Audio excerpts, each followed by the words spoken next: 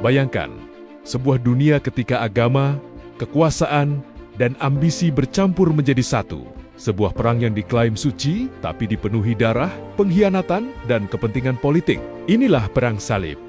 Konflik besar antara dunia Kristen dan Islam yang berlangsung hampir 200 tahun, dan dampaknya masih terasa hingga hari ini. Perang Salib terjadi antara tahun 1096 hingga 1291 Masehi. Konflik ini melibatkan kerajaan-kerajaan Kristen Eropa melawan kekuasaan Muslim di Timur Tengah, terutama di wilayah Yerusalem. Yerusalem adalah kota suci bagi tiga agama besar, Islam, Kristen, Yahudi. Namun pada abad ke-11, kota ini berada di bawah kekuasaan dinasti Seljuk Turki, bagian dari dunia Islam. Peziarah Kristen dari Eropa sering mengeluh dipersulit saat berkunjung ke Yerusalem. Kabar ini sampai ke Eropa dan memicu kemarahan gereja. Pada tahun 1095, Paus Urbanus II mengadakan pidato terkenal di Konsili Clermont. Ia menyerukan umat Kristen untuk merebut kembali tanah suci dari tangan kaum kafir. Sebagai imbalannya, pengampunan dosa, surga bagi yang gugur.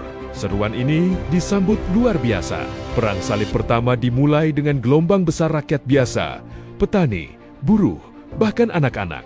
Mereka tidak terlatih dan banyak yang tewas di perjalanan. Gelombang berikutnya adalah pasukan bangsawan dan satria Eropa. Setelah perjalanan panjang dan penuh penderitaan, pasukan salib akhirnya menaklukkan Antiokhia dan pada tahun 1099 berhasil merebut Yerusalem. Namun penaklukan ini sangat brutal. Catatan sejarah menyebutkan, Muslim dan Yahudi dibantai, jalanan dipenuhi darah. Setelah itu, berdirilah negara-negara salib, seperti Kerajaan Yerusalem, Kepangeranan Antiokhia. Ini menjadi puncak kejayaan pasukan salib. Keberhasilan pasukan salib tidak berlangsung lama. Dunia Islam mulai bangkit dan bersatu. Tokoh terbesarnya adalah Salahuddin Al-Ayyubi. Salahuddin dikenal cerdas, religius, dan berperang dengan kode etik tinggi. Pada tahun 1187, Salahuddin memenangkan pertempuran Hattin, menghancurkan pasukan salib. Tak lama kemudian, Yerusalem kembali direbut oleh kaum Muslim.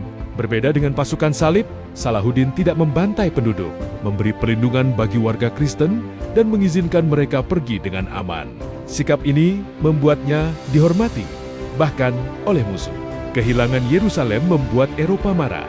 Muncullah Perang Salib ketiga yang dipimpin oleh Richard the Lionheart dari Inggris melawan Salahuddin Al-Ayyubi.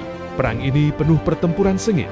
Namun, pasukan salib gagal merebut Yerusalem. Richard dan Salahuddin akhirnya membuat perjanjian damai. Yerusalem tetap di tangan Muslim, tetapi peziarah Kristen diizinkan berkunjung. Seiring waktu, Perang Salib mulai kehilangan tujuan suci.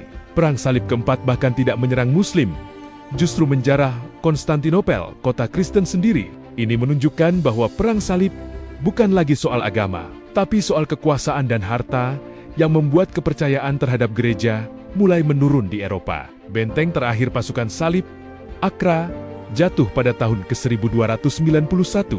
Ini menandai berakhirnya Perang Salib di Timur Tengah setelah hampir 2 abad. Jutaan orang tewas, kota-kota hancur, kebencian antaragama meningkat. Namun, ada juga dampak lain. Perdagangan Timur Barat meningkat. Ilmu pengetahuan Islam masuk ke Eropa. Menjadi salah satu pemicu Renaissance, Perang Salib meninggalkan luka sejarah yang panjang. Hingga hari ini, istilah Perang Salib masih sensitif. Konflik Timur Tengah sering dikaitkan dengannya. Perang ini mengajarkan satu hal penting. Ketika agama digunakan untuk membenarkan ambisi, maka kemanusiaanlah yang paling menderita. Perang Salib bukan sekadar perang masa lalu. Ia adalah cermin tentang fanatisme, kekuasaan, dan dampaknya bagi peradaban manusia.